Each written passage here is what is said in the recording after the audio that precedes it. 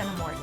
And I'm Tosh Taylor, and on today's episode, if you are watching, you'll be lucky enough to lay your eyes on some really incredible photos. We are doing a Remembrance Day ceremony right here, just the three of us today. A program. I'm not sure it's a ceremony, but could be.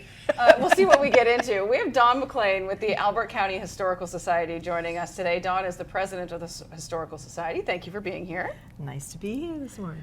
Now, we called you in. Jenna and I have both been lucky enough to interview you a couple of times, and we know about the collection that you have thanks to many family members of yours, but one in particular, Hugh Wright, who was part of many of the men from Albert County who joined World War I. So we're going to talk a bit about Hugh and 26. Is that what they were, the 26 Cavalry? So we're going to talk about them today on the show, and you will be privy to a really incredible letter that was written on November 11th. So, where do we start? At the very beginning. At the very beginning. What started the war, Dawne? No, kidding. Yeah, Kidding. at the start of the collection, maybe. Yes. Yeah. Well, my family, the Wright family, a great collector of things. They appreciate history, always have genealogy, historical things like in the area, whatever. And so I have right now become the owner. I have quite a museum at my house, unfortunately, for my husband. I don't know, that sounds like a dream to me. So. Exactly, except all the packages and boxes and so on. But I was so privileged. I knew my great uncle, Hugh Wright, as a little girl. He would take me up to to get the mail in the horse and wagon. Okay, this was after he came back from World War I, obviously, and even after he'd retired from being the lighthouse keeper on Grindstone Island. And so there was his room that was his bedroom. He never married, and I can remember going in and looking at the big picture of the 26th Battalion, the whole group of them at the Armory in St. John. And he kept things. When he went to war, he and another fellow, in one of the letters, he says, "We are going to get a little camera." And so through that, he has some pictures here that he had taken. There's one special one about taking in the trench. He got someone to take it, obviously, because he's in the middle and they were washing up, But it's so special to have these letters. I have over 50 letters, I think about 58. I've transcribed a lot of them. He was a good writer. I mean, a pretty good cursive writer, but a good writer. The detail that he put in, it's like you were almost there. And then when I researched some of the letters that are online, it's like, yes, he said that. Yes, they arrived at Devonport in such and such a date, because the officer had to keep their diary, and so they're public now. So it was just like I could follow him along, and so I have put them all in order. Okay, there are two that are very special. One was when they left. See, he signed up when he was 19. Went by train St. John to the Armory, enlisted. In fact, tomorrow will be the 110th anniversary of when they started recruiting for the 26th Battalion. Wow. Okay? And so after he was there 10 days later, not just him, but a lot of his friends from Shepparton and from Hopewell and whatever. And so we have some pictures that they took, of course, before they went. Like I said, a lot of photos, but photos tell a lot. Mm-hmm. So anyway, he describes this was the day after training for 6 months, they were ready to go. And so, they were ready, they were going to go. I think they thought they were ready. They had no idea what was going to face them, because they said, this will be over pretty soon. It should be done, let's get at it here, get it over with, But when the big Caledonia steamship was pulling into the harbor, okay, and so, can I read just a little bit of this letter? Yes, please do. Yeah. Okay. Dear Father, and he always wrote to Father because his mother had died when he was only 7, and so all the letters say, Dear Father. Just a few lines to let you know we are really on our way at last. We left the Armory yesterday at 5 p.m. and marched down to the wharf. My soul, the crowd that was along the streets. We had to sleep in the freight shed all night, which was not very comfortable. We came aboard this morning at 7 and left at 12 noon. I tell you, there was some crowd out to see us away. The wharves were lined with people, and the river was full of motor boats which followed us to the island. That was Partridge Island. All the boats that had whistles were blowing. You couldn't even hear your own voice. The ship is a large boat, but there is not going to be much room to do drilling on, as we're going to stop in Halifax to get some more. I have seen Willis Crocker. He's on her too. I guess this was someone he knew. The men that were in Fredericton are all on the boat with us. It's a great day coming down the bay. We have just gone out of sight of New Brunswick and can now see, at the time of writing, I can see the States. We will be in Halifax at 7 or 8 in the morning, but not likely will be granted any shore leave. We have rather crowded quarters. We're way up forward. We sleep in hammocks hung above the tables at night, and in the daytime we take them down and pile them in a corner. We are rather crowded when we eat, 10 or 11 men to a small little table. Each table has a fellow to go and get the grub and wash the dishes. Well, I can't think of anything more today. We'll finish my letter after we get in Halifax. Mr. Hill is gathering up the mail tonight. We are having a great sail, calm as a mill pond. Now, Father, I don't want you to worry about me. I shall be all right, and I shall come back all right. Goodbye, Hugh. Wow. So, And I can see the date, June 13th, 1915. Yeah, the steamship Caledonia. Wow. And so they got there, they had to go training, they landed in Devonport, and then they had to go to not Sanskrit, I know it so well. Anyway, and I tell you, they had talk about the training. Out in the middle of the night, digging ditches, or trenches, okay, having to sleep on the ground. A lot of them got cold. They only had whatever. It was hard work, and then the firing range, and on and on and on. But then at last they were ready to go to sail for France. Okay. Which again, the 13th. It was July 13th, Interesting. 1915. And from there they went to Belgium. So he spent a lot of time in the trenches in Belgium and in France. And so anyway, there's some other little letters. This was in France somewhere. And this one. This is really interesting. Yeah, this one, you can see there are holes that had been cut by the censor, and the censor always signed it. It was March 11th, 2017. So we skipped. I mean, we were there in 15, so 16, so we can't read all these letters. Okay.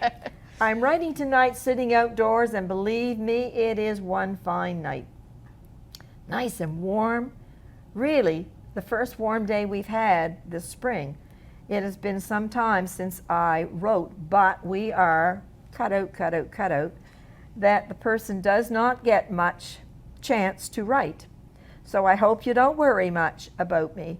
I like the battery. Now, let's talk about the battery.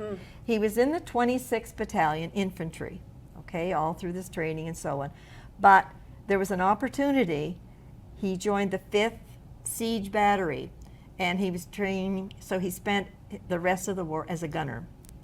And probably that was one reason that he may have survived, because the 26th Battalion men were they kept sending them to be reinforcements for other battalions, and so many died. 57 men just from Albert County alone were killed. And and then also his brother Clark had joined up, and so he ended up somehow, by the grace of God, I guess, by being in the same siege battery as Uncle Huey, but he wasn't a gunner. Lots of times he was a guard and whatever, but it meant the two of them were together. So when they got those packages from home, they could share them, but they kept tabs on one another. Exactly. Not all the time, but at least they were, and there were other fellows, unfortunately, two very good friends. One just lived up the road, 2 houses. He was a messenger, and I remember in one letter he says, oh, Clyde Newcomb was his name. He said, oh, he's lucky, he's got a bicycle. But if you were a signaler, you were on a bicycle, and he was killed. Okay. There was Albert Steves, who lived down Hopewell, just a little bit down the road, killed. And in fact, with the Christmas card that's over there, he sent that back to Albert's parents, and to tell them that he was with Albert, to tell them that when he was shot, he immediately died. So, you know, it was anyway, it wasn't much of a comfort, but he sent them that Christmas card. And I have to say, that card is just, it's a work of art, Yes. let alone a piece of history. It's like hand embroidered, Yeah. this beautiful drawing that shows the flags of the various countries. You said it was The Belgian women were very talented. It's an embroidered card, and it was a way for them to make some money.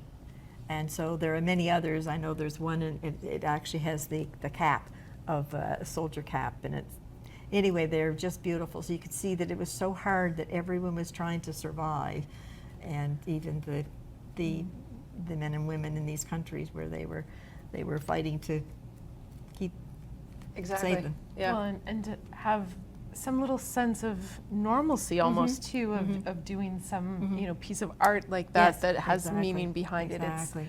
It's so incredible to have mementos like Like that, that. as That's well true. as these True. letters.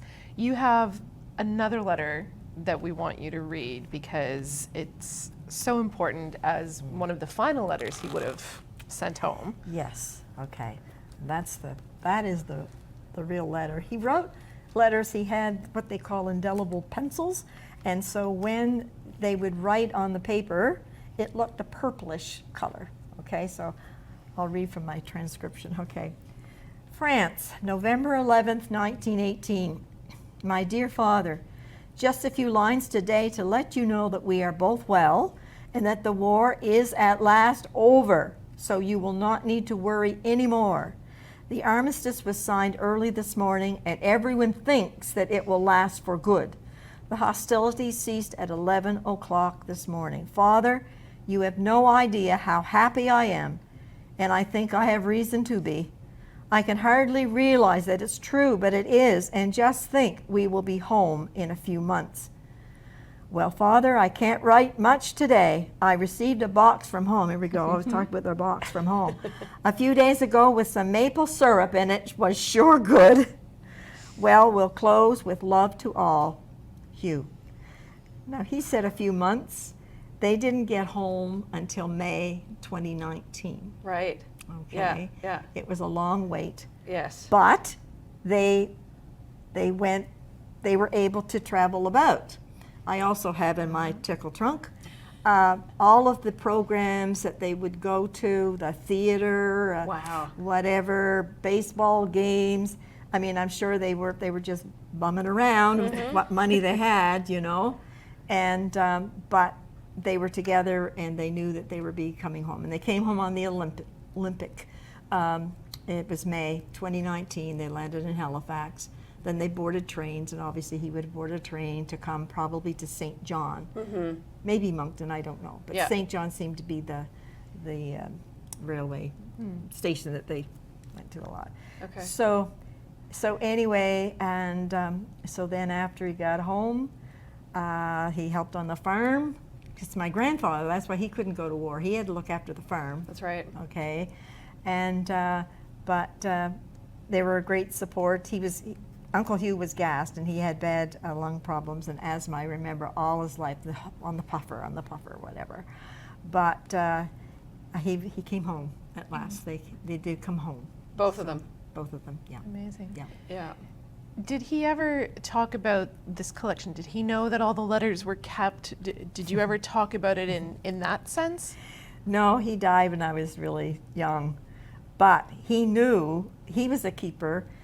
All the war pictures were up on like all of these things.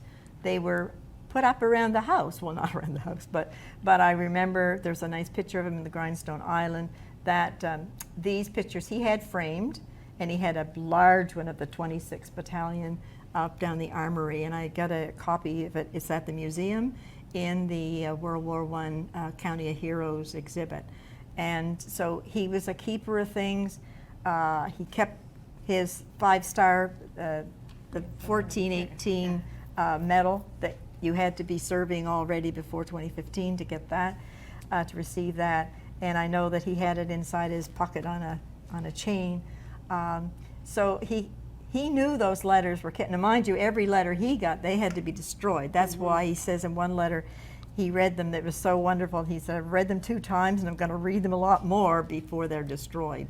So, and there's a strange thing that after this 1918 letter is the last letter I have. Oh. I don't know. I'm sure he wrote because, but There were still where nuns. where are they? They were That not. is interesting. They were not kept in the house because, believe me, they were all together. So, but thank heavens we have these things. Yes, exactly. Can we talk for a minute about the 26th Battalion? Because you mentioned this being on display at the Alberta County Museum. Even if you haven't been to the Alberta County Museum, you've driven past and you've seen the guns out front. And at least one of those guns is connected to the 26th Battalion. Can we talk about that? Okay, yes. Those, we call them cannons because they look like cannons, True. but they were field guns is the proper name. But anyway, in 1919, there was a Victory Loans campaign, okay?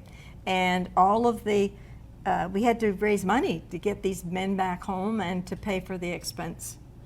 So every county in the province was in a competition, okay? Who was going to raise the most money through the Victory Loans, all right? So, I mean, yeah, it was a fairly populated county, but there were others with more, more people. But anyway, actually, Captain Bennett, who was related to R.B. Bennett, was the chairman of the Victory Loans Albert County campaign. And even the men that signed up, we had probably in the high number per capita of anywhere across Canada. Okay, a little county, but very patriotic. Obviously, yes. Okay, and so again, they got the money out and they put into this Victory Loan campaign and so on, and it was quite a competition. And each one, it wasn't the amount of money, but it was how much you said, okay, we are going to raise this. And it was based on what you said you were going to raise. And we tripled what we said we could raise. And so we won. Albert County was successful in being the winner of the Victory Loans campaign of 1919. Hence, we got the Prince of Wales flag, but the big war trophy was the big, we call it the K-14. It was the large field gun. There are only 5 of them in the world. Wow. And we have one in Hopewell Cape. I didn't know that. Yeah, That's yeah, neat. only 5 Yeah. in the world. One is in Niagara. We have the other one in Canada, and there's one in Romania, and whatever. There's 5. Wow. And so it arrived in the following year in 1920. Obviously shipped by rail, then had to be brought down by horse and wagon, to Cape Station in Hopewell Yeah. Cape, and then up to the museum where it has been since it arrived. 1920. Wow. Yeah. And Wow. it is a war trophy, and it represents the courage and the generosity and the dedication of Albert County to fight in the war effort. And the smaller one, we were awarded that as well. We don't know exactly why, perhaps because we had a large per capita support, okay? But the big one was captured the first day of Vimy Ridge. Vimy Ridge. Right. Wow. And by a Canadian battalion. We have the plaque that says it was the 26th Battalion, and all these years until very, very recently, because they were going through the diaries, and there was a place where they had sort of put a line through the 26th, because going through all the letters and and whatever, the records, it was the Winnipeg Regiment, okay? Boo-hoo. No, not really, not really. Really, we did, can come visit. Exactly. Exactly. It didn't matter because we were there. Yeah. They were there. Yeah. Yeah. And so anyway, but it's still, the plaque is still on it. And so the 26 was, That's right. it was there, They were behind there. the front. Yeah. Okay. Incredible. So, Oh. so anyway, we look forward when we talk about the sunrise ceremony? Yes, please do. Each year, it's a very, very poignant, very memorable ceremony we started having. I don't know the number of years. I think this is probably maybe the 7th or 8th year we've had the flag lowering ceremony at the museum. We call it the square, by the cannons. We'll have a piper. We have poppy crosses that are laid. We go through a little ceremony at sunrise. Bright and early. And sometimes 7:15. And sometimes we have had times that it's just as the sun is coming up, just peeking up, someone will be lowering the flag to half-mast. We will have the reading of in Flanders Fields, usually a little bit of I do the Ode of Remembrance, and we have every single Canada, and it's just a very special time. And people who come in the community, they have an opportunity to lay a poppy cross. Perhaps they don't go to the other ceremonies or whatever. It is on November 11th, but it's bright and early, so you still have a chance to go to others, okay? And then we have a little social time inside, and in the afternoon, people have an opportunity to go and tour the museum and see the County of Heroes exhibit. If they can give a donation if they wish, which goes to the Poppy Fund for the Hillsborough Legion. So it's an incredible display at the museum, and such a fantastic way for, especially for families who want to do something on the day. Perhaps you're a little worried about standing through a ceremony and what your kids might be like. Going to the museum and spending time is such an incredible opportunity that you and everyone who's put work into it has given to the community. So thank you for that. Well, we look forward to it, and each year, I was talking to a lady yesterday, and she said, I just find it so special, and each year we have more and more and more. And as you just stand there in the silence and listen to the pipes and listen to just hear the wind blowing and the birds flying overhead, and you're thinking, And if it's raining, that's fine, because the soldiers had to stand in lots of rain. Or so. Or snow, or who knows what else. Thank you for coming and bringing this collection. It gives me goosebumps every time I lay eyes on it. And again, I think it's very important. I know Jenna and I both feel this way, that our children are raised knowing what these men and women did for our country. So thank you for conserving these. It's greatly appreciated. Thank you for having me, because it's a big part. I have a very strong feeling about respect for remembrance and educating the youth, as I did for many years as a teacher. It was a special day, and we made it special, and all the children over the years, they have great respect, and we have to keep it going. Absolutely. Thank you, Dawn, and thank you all for watching and listening, and we'll be back again next week.